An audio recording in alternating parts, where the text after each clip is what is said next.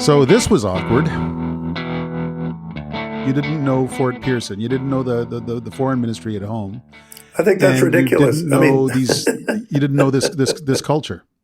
I think that's absurd. I think it shows you what you don't know, frankly, Paul.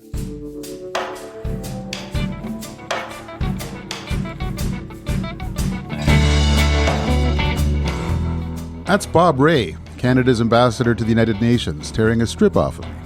When he got the job, I wrote a column suggesting he shouldn't have. Turns out he read it. I'm Paul Wells. Welcome to The Paul Wells Show. This week, Bob Rae and the Cascade of Crises.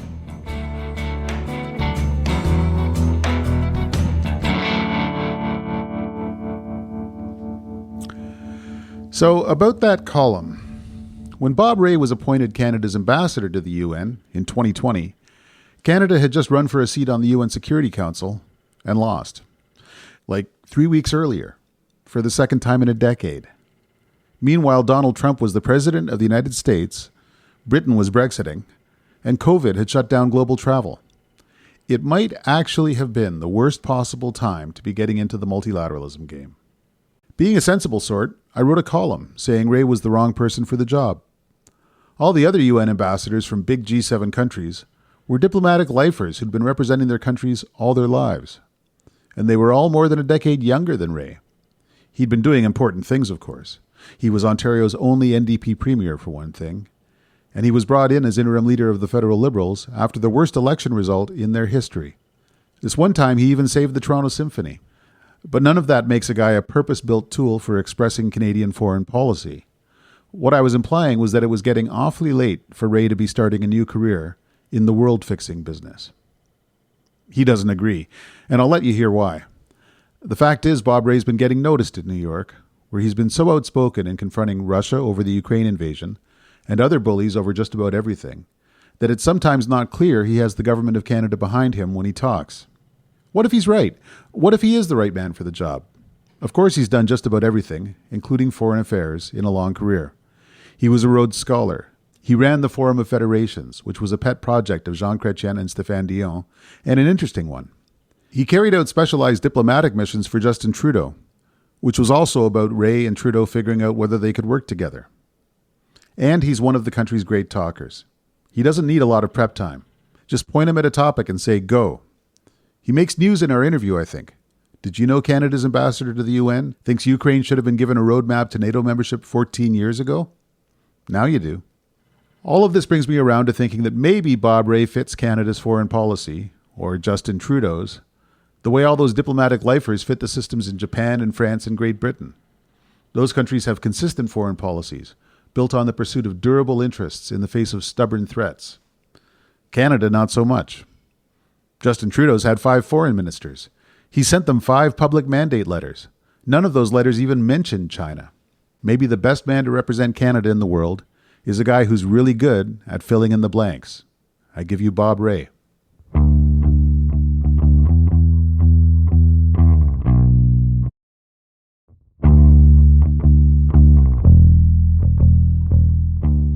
Bob Rae, thanks for joining us. Thank you so much for having me. What are you working on today? Today started with some meetings about Haiti.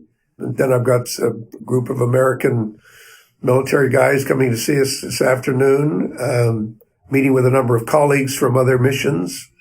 And then I've got a dinner tonight talking about the state of the South Pacific Islands that are dramatically impacted by climate change. So it's a regular day, I would say. I didn't pay much attention to what goes on at the United Nations until Alan Rock became the ambassador there, close to 20 years ago. And the impression I got as I followed his work there is that it's just astonishing detail work.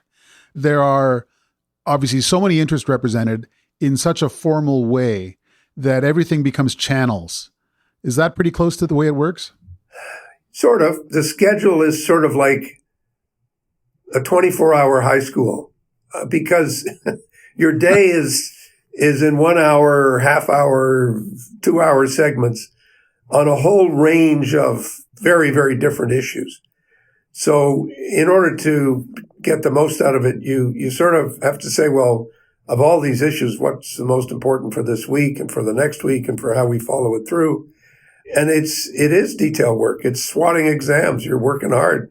And I've found it completely fascinating and very, very worthwhile. I think much of what the public sees is the dysfunction of the Security Council or some debate in the General Assembly that seems to go nowhere.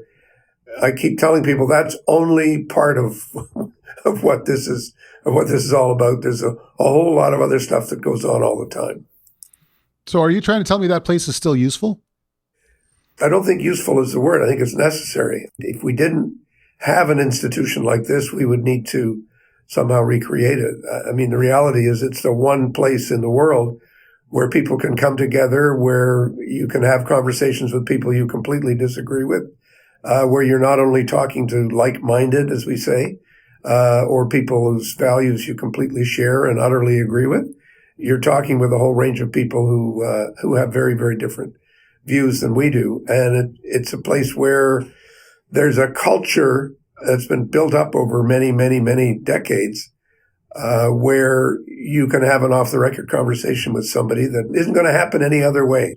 You've got to have the physical closeness and the geography of it, and you've also got to have the tradition of it where you just say, this is off the record, I'm having this conversation. You need to know where we're coming from on this and see what else we can do about getting to a solution. It seems to me that we as a society have kind of gotten out of the habit of meeting and talking in those gray zones between stark positions and stark assertions of right and wrong, and trying to find those areas of accommodation or at least mutual understanding. That feels kind of old-fashioned somehow. Well, I think it might be old-fashioned, but it's certainly very necessary. You can't live your life without it, or maybe you can. Maybe some people can. But you're right. There's a lot of tendencies in social media, tendencies in domestic, certainly political conversations, where it becomes harder and harder to the proverbial reach across the aisle or find a way to get to a solution. But of course, there's that life here too, right? I mean, there's every nation state is working under the reality and the direction of their own government. There may be a need for a minister or for a leader of a country to say, I want these views clearly expressed on the floor of the United Nations. I don't want there to be any mealy-mouthed declarations. I want it to be very clear for everybody where we're coming from. But I think in my case, certainly there's a lot of understanding that some of the most valuable work we can do is working to try and see where this is going and where this is headed and how we can perhaps head it in a different direction. Okay. Now, the Prime Minister sent you there in the middle of 2020. My hunch is that there had been some conversations for some time before that about whether you were interested in a posting and what you might do.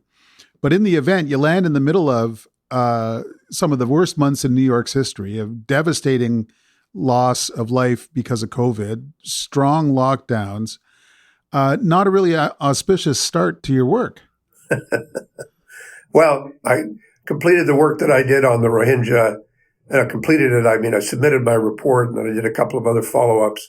And then the PM said, we'd like you to do some bit more work on what impact the refugee crisis globally is going to have on events. And that came before COVID. So while COVID was happening, I was doing that.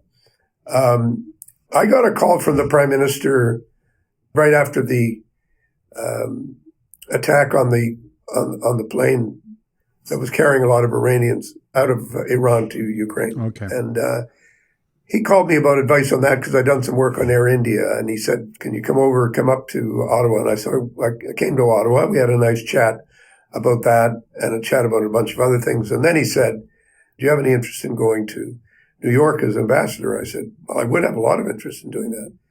And he said, well, Marc-André is there, but he's due to change over after in the summer. So if you're willing to go, it would be great if you could do that. So I accepted, as they say, with alacrity.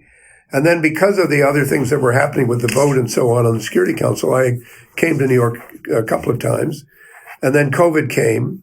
I started in COVID. I started in a difficult time. His morale was low because we just lost the Security Council vote, and a lot of challenges that brought with it. But it's been fascinating, and I think that to those crises, a number of others have been added, most notably the Ukrainian crisis. So it's kept me very engaged, and it's been a job where I feel like I'm very much at home, because in a way this is sort of where my young life started. My dad was a diplomat, as you know, and I was very much influenced by him over the years. He had this job. He was in New York in the 70s. So it's been a fascinating experience. I think there's an advantage to coming into a job where people have very low expectations. I think I seem to remember reading a column by you where you had low expectations. I was the only journalist in Canada who had an unkind word to say about the appointment. You certainly did, and I remember reading it very well, and I cast it aside gently and said, "Well, we'll see how that goes." So,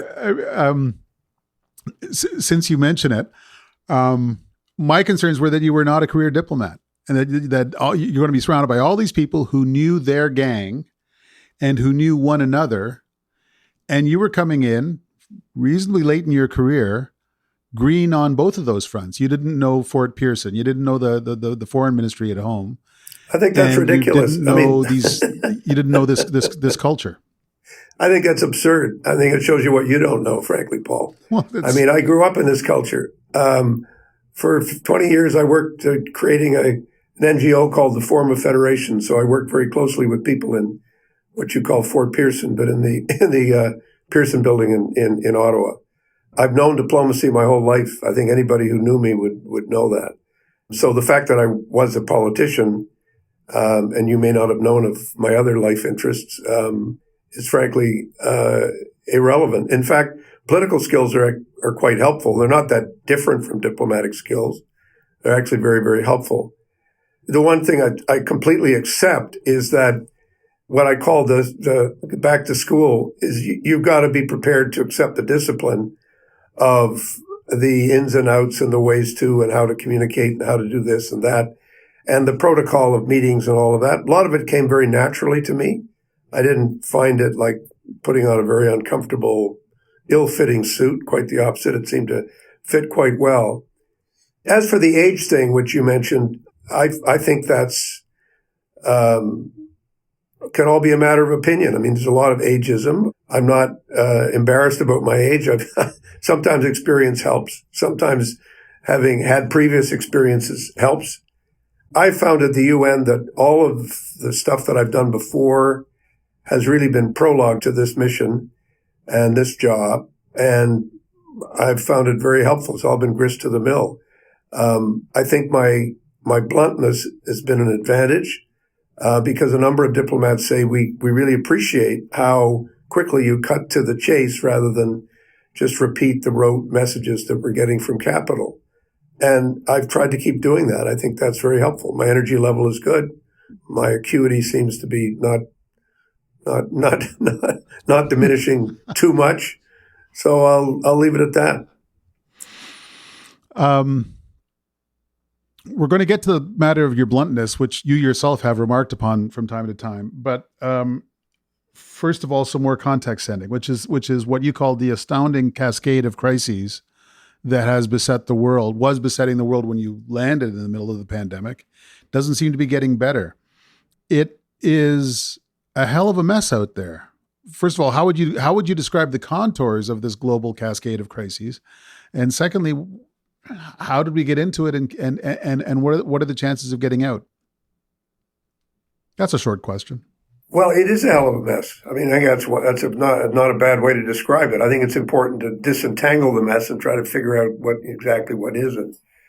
I think the mess has many different elements to it. The first one is the sort of where we are in time and history, this incredible process of decolonization that has taken place in a post-imperial era after the Second World War. Therefore, an incredible number of members of the UN who were not there, and were not there for much of the 20th century, who were not able to participate, have suddenly come on the scene, in many cases still very poor, significantly disadvantaged, and with a strong sense of resentment, I think would be not too strong a word, about what the hell has happened to them and how they got to be in this position. So that culture of grievance, which is very, very powerful inside the organization. And you've got billions of very poor people in the world. You've got a whole lot of challenges facing so many countries, violence and conflict. But it's all seen through this particular lens. And I think it's hard for people who just look at it from outside and say, what the hell's going on? I said, this is partly what explains the challenge that we face. Then you've got this ongoing challenge of climate change, which is whose intensity is growing with every year, and yet the solutions for it are extremely complex, very, very difficult, and the politics of it are equally complex and difficult. Where we're seeing it is the number of displaced people, number of people who are impacted by severe weather, longer droughts, food shortages. In the mountains of the Himalayas, the glaciers are melting, which has a direct impact on river flows. All of the great river systems in South Asia are coming off the Himalayas. You just go down the list; it's huge, and it's going to be even huger as it goes on. But the reality is, it's a global crisis, and it requires global solutions. And global solutions are very difficult because it means everybody has to do them. Then we have the pandemic. The immediate economic impact of COVID and the steps that governments took to deal with it was unprecedented. There's no rival for it. You could compare it to perhaps to wars when governments spent money hand over fist, but it's not. In peacetime, there's absolutely no precedent for what countries decided to do collectively. And unfortunately, not all countries were in a position to do it. So that exacerbated this sense of division, which I've talked about. Then you have the access to the vaccine, which has also been unequal. So that again increases the sense of division. And the realization that the old rubric that we're in the same boat is not entirely true, because the economic and social geographical circumstances of every country are very, very different. And that has exacerbated, again, the sense of alienation and frustration. Finally, Ukraine. I don't think it was thought that Putin would go as far as he has gone, would be as destructive as he has been, and so unhinged. And that has created further deep tragedy for Ukraine and for the people of Ukraine, created huge losses for Putin and his army. But looking at the economic and social impacts around the world, significant increase in the number of refugees, but inflation now coming on us as a major factor in our lives. I've gone on quite a long answer to a long question, but I think we have to see it as it's just a cascade of crises, not one. If you said, well, if we had one problem to deal with, it would be bad enough. But we have this whole succession of issues to deal with. What is common to all of them is that they don't lend themselves to simple or nationalistic or one country-based solutions. They can only come about through cooperation and the need to engage and the need to commit ourselves to understanding that this is the world we're in. We're not in another kind of world. This is the world we're in. We'll come back to my conversation with Bob Rae in a minute.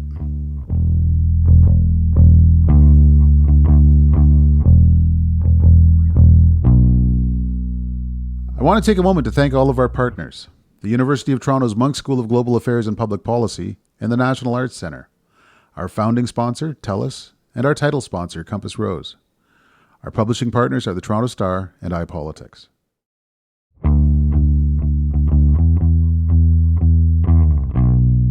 You're on the other end of a long line from Ottawa. I wonder whether, given the tempo of these crises, whether the tempo of waiting to make sure that you and the government agree sometimes gets in the way. Well, I mean, in every job, that's true. I mean, I have been given a lot of leeway, I would say, to exercise my judgment, but I'm under no illusions that I represent the government, and the decisions of the government are the decisions that I defend and explain. That's my job as a public servant. I was under no illusions. I knew that coming in. But as time went on, I'll tell you the first time that something happened that made me realize that there was a way to do this in a way that might be quite creative was when I was in the middle of one of the first debates that I was sitting in the fall of 2020, and I read out a statement that had been approved by Ottawa that was, all part of and it referred to the two Michaels and referred to other incarcerations and situations that were unfair. And at the end of the session, I discovered that there's something called the right of reply. And so the government of Syria, the government of China, all decided to weigh in. And of course, they weighed in principally against some other countries, but then they made a point of coming after Canada. And so I went out down to the desk of the person who's sort of next to the speaker, sort of the equivalent of like the people next to the speaker in the House of Commons, the desk guys. I said, "Can I reply to this reply?" And they said, "Sure. Yeah, of course." So I said, "Well, put me down." And I walked back to my seat. And I replied. I didn't have a note. I didn't have a text. I just replied. Then they replied again. And I said, "How long can I keep this going?" He said, "You got one more shot." So I gave it another shot. And I left the hall, and my staff said, "That was interesting." I said, "Well, thank you."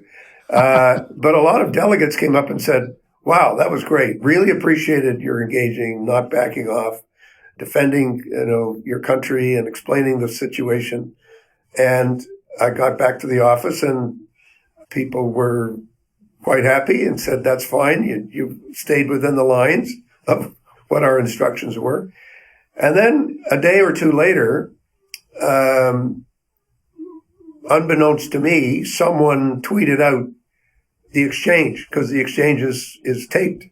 And so I said, "Well, if you're tweeting it out, I'll retweet it." So I retweeted the exchange, and then it went viral. And then Ottawa said, "That was great." Took Ottawa a little while to say that was great, waiting a couple of days just to get the assessment. But I have to say that I don't find the relationship to be at all strained or challenging. It's just, you just have to be disciplined. You have to think all the time, as I do when I speak to you. My mind is always, and always was in scrums, I learned this long ago, is try to figure out how to avoid saying something completely stupid and remember what the basic instructions are and the direction you're going in. And if you do that, then you're okay. There is, of course, the famous story, I've told it many times, of Walter Riddell, who was our representative in the League of Nations, who was basically denounced and disowned in the House of Commons by the minister, saying, well, he was speaking for himself, wasn't speaking for us. So, that's what happens. More recently, in an interview with the CBC radio program, The House, you were asked whether Canada should send Ukraine any arms that they ask for, and you said, this may be a career-limiting answer, but I don't see how you answer that question except, yes, absolutely, send them everything. You seem to have survived. Totally. That debate about whether to send lethal arms to Ukraine before the Russian invasion and to some extent since is a live debate of long standing. Did you always think that it was a good idea to send weapons into a potential war zone? And how does your thinking evolve on that question?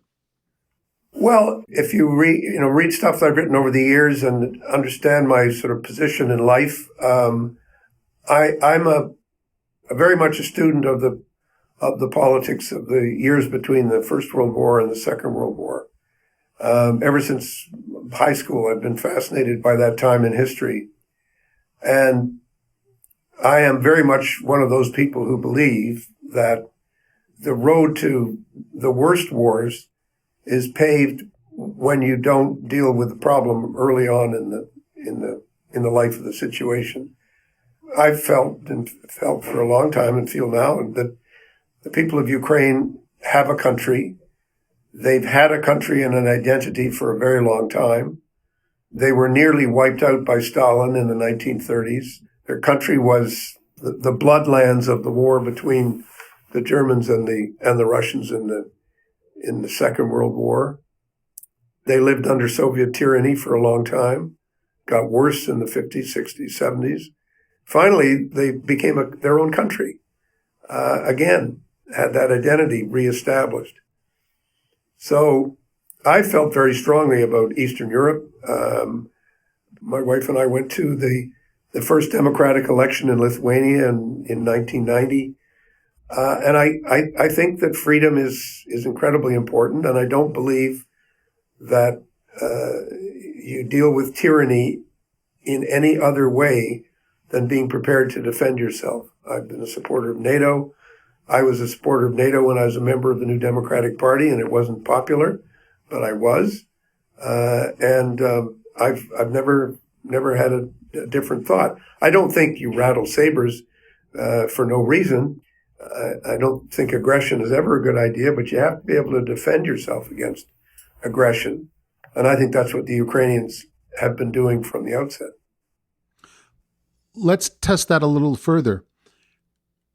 Ukraine was looking for a roadmap to NATO accession in 2008. Vladimir Putin was already warning against it in his 2007 speech to the Munich Security Conference. Stephen Harper has, and I'm not waving his name around as a partisan flag, but he was the prime minister, and he has said that Ukraine should have gotten that roadmap to accession in 2008. That Putin was going to, stomp his feet, but it was right then, and it might have helped. Do you buy that? Yes. Huh. What do you think would have happened? How would that have played out? Well, I think I do not believe that Mr. Putin's so-called red lines should be taken as just as saying, well, that's his red line. We can't do anything more about it. I think the real issue between Putin and Ukraine, and why he thinks it's different, is he is insistent that Ukraine is not a separate country. Ukraine is not a separate place. It does not have its own identity. He says, yeah, the Baltic countries, yeah, sort of, yes, okay. Poland, yeah, whatever. Hungary, yeah, okay, but not Ukraine. Ukraine is different. And I think we understand now in what sense it's different. He thinks it's his. And he thinks he can do whatever he wants. He thinks he can kill, brutalize, terrorize, threaten people with any kind, torture people. When the full record is taken of what this man has done in Ukraine, I think he'll be among one of the greatest war criminals in history. I think what he's done is beyond disgusting. And I think the answer to that is not to say, well, he's got his red lines, we better respect them. He doesn't respect anybody else's red lines. He doesn't respect international law's red lines. He doesn't respect, well, you can do this, but you can't do that. No. And you can't let tyrants like this decide what the future is going to look like. It's a ridiculous position to put ourselves in. Frankly, I think my position is very much embraced by many leaders in NATO, and I think that it's widely felt in public opinion. I think public opinion in Europe and in North America has been helping to encourage governments to do what should be done. I wonder whether you ever met Putin. I did once. It wasn't a one-on-one meeting in an alley or anything. It was at a gathering in Moscow. I was part of a delegation that was led by Governor General Clarkson when I was chairman of the Forum of Federations. We were there to look at Arctic issues, spent some time in the Arctic. And so I was present at a meeting that was attended by many, many people talking about Russia and Canada. Those were early days. That was around 2003 or 4, I think, was the time of that visit. He had an iciness about him that struck me at the time, and I said to somebody in that delegation, I said, you can take the boy out of the KGB, but you can't take the KGB out of the boy. I think that's true. Some people think the thing to do is to get Russia out of the permanent circle of members of the Security Council and take its veto away, because the United Nations is often hobbled by the presence of Russia and Chinese vetoes. Well, the vetoes are a product of the UN's history, out of the deal that Roosevelt and Stalin and Churchill, much less China and France, but those three made in Yalta and elsewhere. My own instinct is to say, if we had to start it all over again, we wouldn't have the same arrangements. But to change the charter of the UN requires the unanimity of the permanent members. So you're saying it would be great if Russia were to voluntarily give up its veto. And the second thing is that there is no real provision for expelling people out of the UN, because the principle of the UN is no matter how bad you are, you're still a member of the UN. You're a leader of a nation state that we will deal with. We can kick them off the Human Rights Council. We can kick them off various agencies. But membership in the UN is there. If you don't pay your dues, you can't vote eventually. But otherwise, you maintain your membership.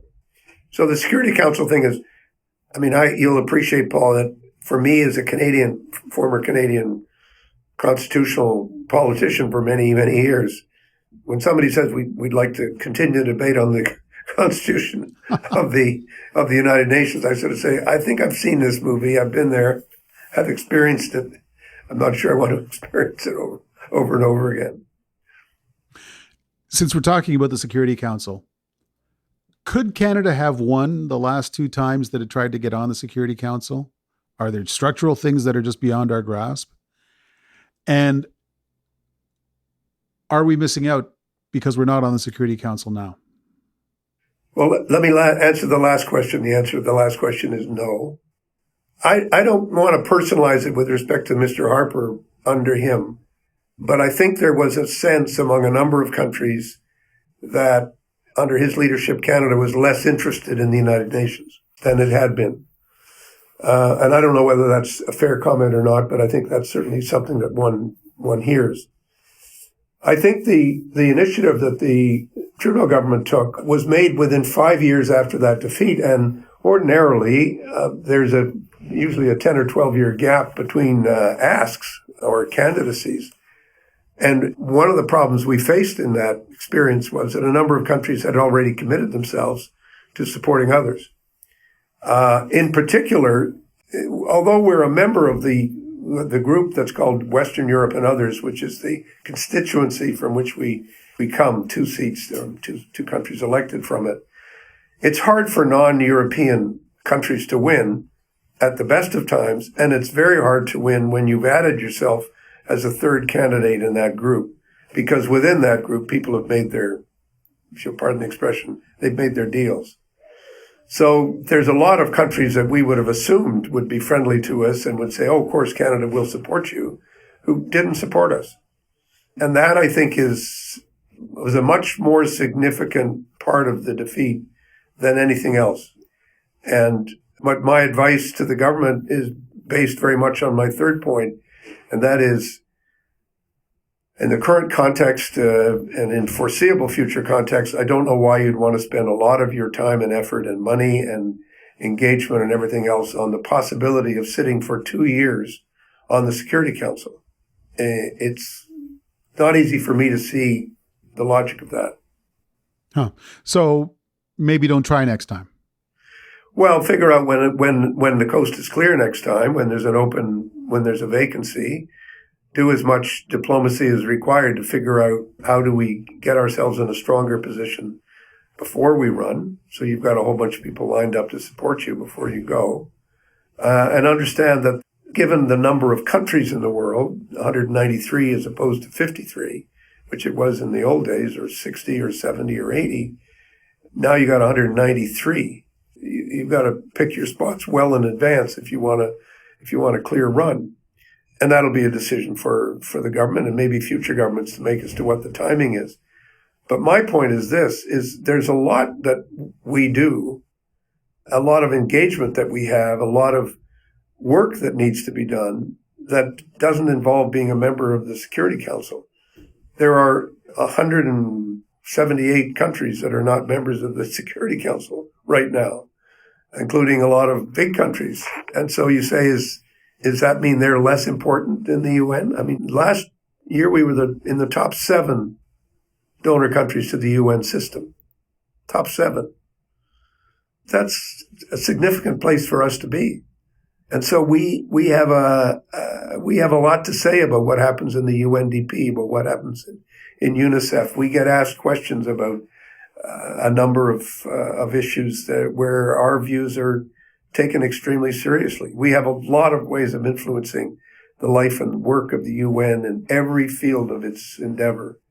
There are hundreds of Canadians of great talent and ability who are working in the field for the UN or who are working at the head. We have 2 Undersecretary Generals of the United Nations now are Canadian. So we have a lot to be proud of as a country of our current and ongoing commitment and dedication to the UN and making it work more effectively. The fact that we're not on the Security Council for 2 years the countries that won the Security Council vote that we were in, they're coming off the Security Council this year. So that ends that fuss. There's no point in worrying about last year's snow. Even as the problems that you've been addressing and that you've described for us are increasingly spill across borders and around the world, there's also a rising skepticism for multilateral solutions and multilateral institutions. Obviously, a populist distrust of the World Health Organization and the UN and the World Trade Organization and on and on and on.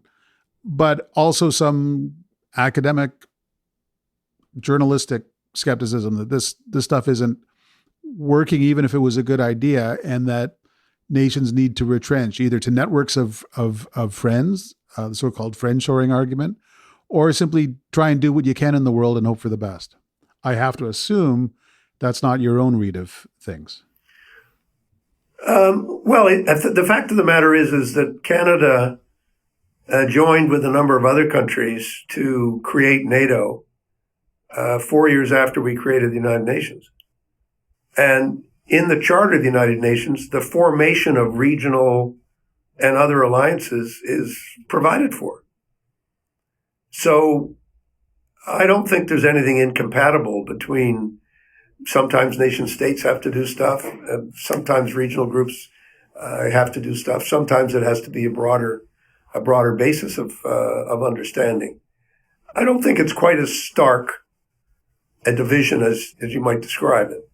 I mean, we have a special economic relationship with the United States and now with Mexico.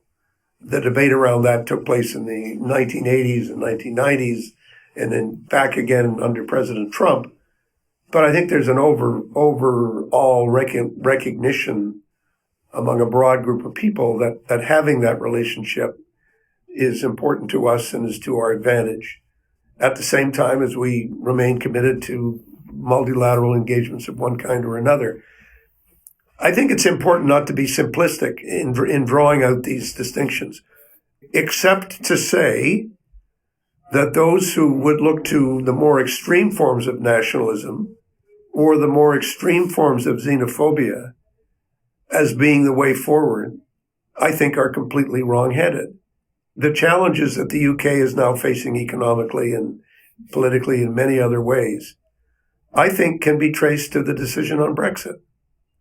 That, I think, was the result of this populist desire to say, let's get out of Europe. Let's be ourselves again. Let's pretend we're Sir Francis Drake all over again.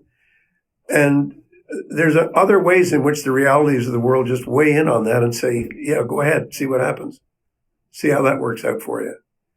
And I think there are many, many other object lessons like that, which say that the more extreme forms of insistence on state sovereignty as an absolute in this world that we're in come up against the realities of the market, the impacts of the global events that I've described. I mean, go ahead, tell COVID that you're a nation state and you're independent.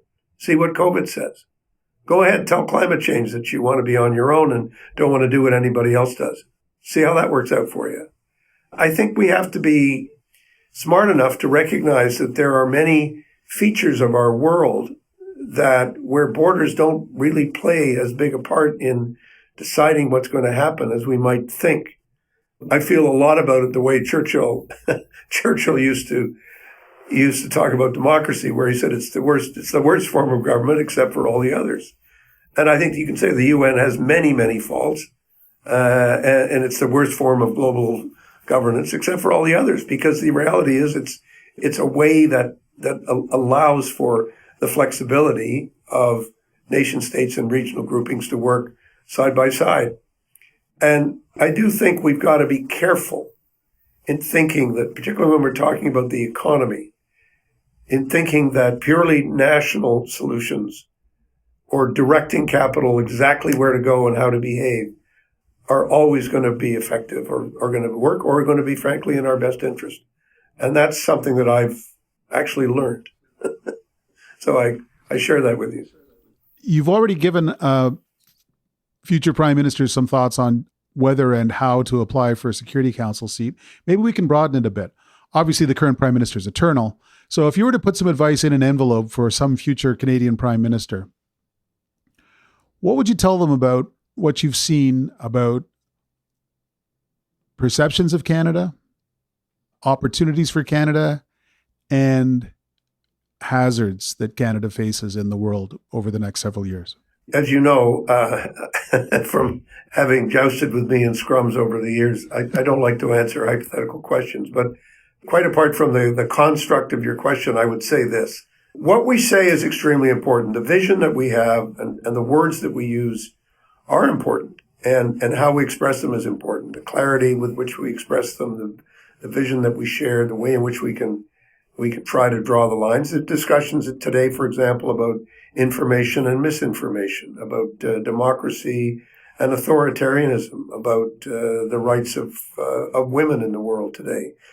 These are all critically important for Canada to speak up about and to engage in, and to not be afraid to be part of a global conversation and lead a global conversation on these issues. But there's always the test of what you do as well as what you say. And I think this is the test that we should always apply to ourselves as people, as individuals, and as countries. So we can't just preach a message to the world and then not practice it. And the better we get at practicing it, the closer we get to really pushing ourselves, setting our own standards, trying to set a standard for the world, the better off we are, the stronger we are. The second thing I would say is, as important as the domestic constituency is, we have to fully appreciate the global nature of the challenges that we face.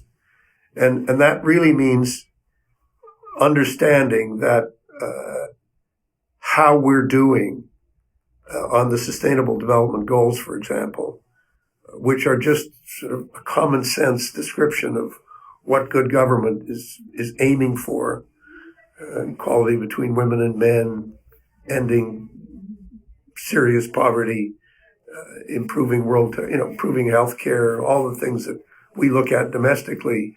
The line between those things and global issues is not as big a line as we might think it is. So we're going to have to continue to talk to Canadians, and who are, after all, a very multicultural and multilingual group of people, about how quickly the world is shrinking. I think future governments will be facing this even more than we are, and that's something that we have to bear in mind. And I think that some of the things that I've learned in life is something I would also say to people, and that is, never be afraid to admit when you're wrong. Never be afraid to apologize when it's the right thing to do, and learn how to walk humbly with the realities of life and the limitations of life. And I think the more Canada can do that, and we as Canadians can do that, the stronger we'll be. So if we talk about the rule of law, practice it in what we do. When we talk about ending discrimination, practice it in what we do. Everything that we say to other people is a test that we have to be prepared to apply to ourselves. And quite frankly, in case these words are ever turned against me, I actually think that the current government does that quite a lot in terms of how we've managed to change the national conversation on Indigenous issues. I think has been remarkable. And I hope it's sustained by future governments. All right, let's end on that relatively optimistic note. You've been very generous with your time. I appreciate it.